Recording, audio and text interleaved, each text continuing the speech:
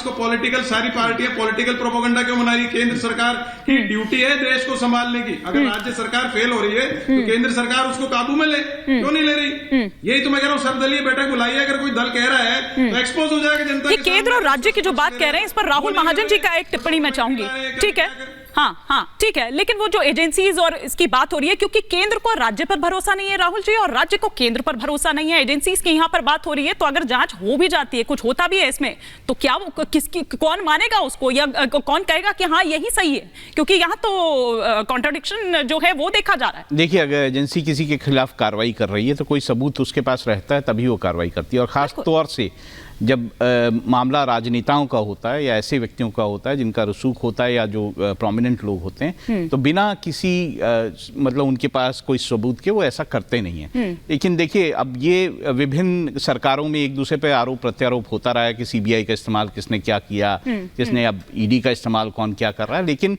ऐसा भी तो देखा गया है कि जब ईडी रेड करती है तो बहुत सारा पैसा निकल के आता है। अब वो बाद की बात है कि वो प्रूव कर पाते हैं कि पैसा कहाँ से आया कि नहीं आया, ये तो कोर्ट का मामला है, लेकिन ऐसा दिखाई देता है। और खास तौर से देखिए, पश्चिम बंगाल में जो मामला हुआ है वो बिल्कुल डिफरेंट है।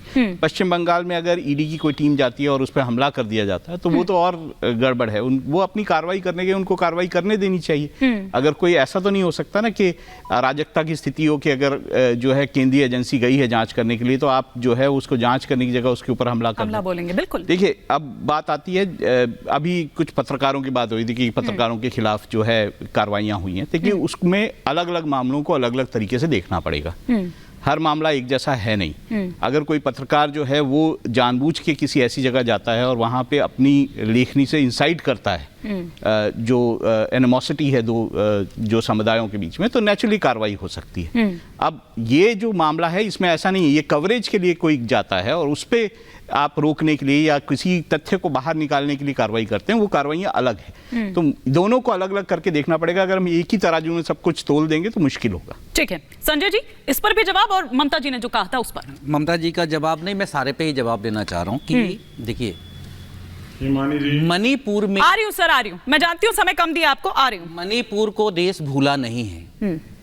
क्यों मणिपुर वाली घटना पे प्रधानमंत्री जी सिर्फ 56 सेकंड बोले थे, वो भी विपक्ष के चिल्लाने के बाद? क्यों मणिपुर को पैक कर दिया गया था? क्यों मणिपुर की महिलाएं नहीं थी भारतीय जनता पार्टी के लिए? बड़ा कुछ मणिपुर के लिए किया था। मणिपुर के नाम पर बोला गया था आराम से डिबेट हो रहा है, आराम से डिबेट हो रहा है। उसके बाद आने दीजिए सच जनता के सामने। क्यों परेशान हो गई आप?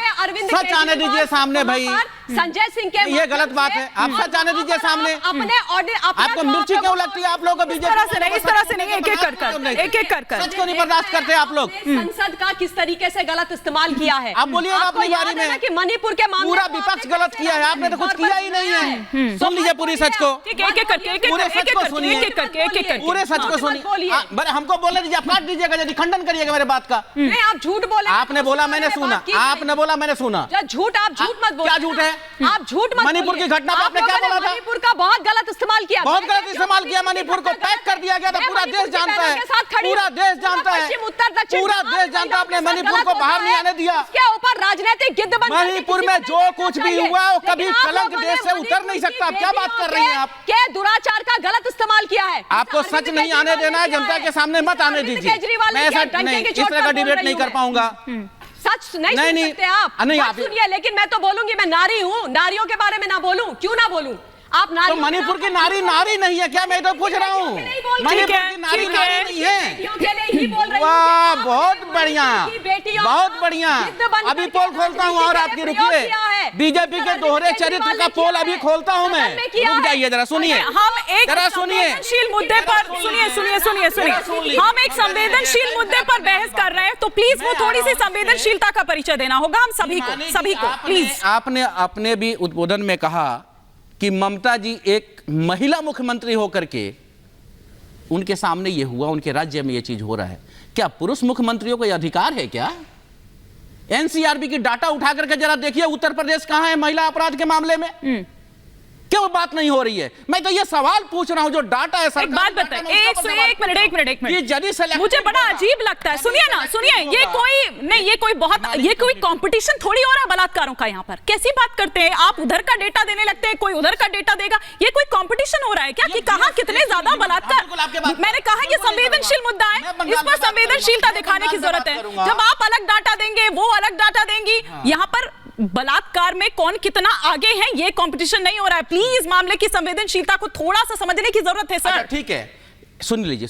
मणिपुर को फिर मैं लेके आता हूं। मणिपुर की घटना के टाइम पे प्रधानमंत्री जी ने शुरुआत की राजस्थान को शामिल करके, और आज हमसे कह रही है देश के प्रधानमंत्री ने उस वक्त राजस्थान को शामिल किए थे। देश के प्रधानमंत्री ने बोला था कि राजस्थान को प्रधानमंत्री लेकर आए थे मणिपुर की घटना के साथ में। ये आप देखिए रिकॉर्ड में है, ये रिकॉर्ड में है। राजस्थान को प्रधानमंत्री लेकर आए थे। क्या ये शोभा दे रहा था देश के सामने?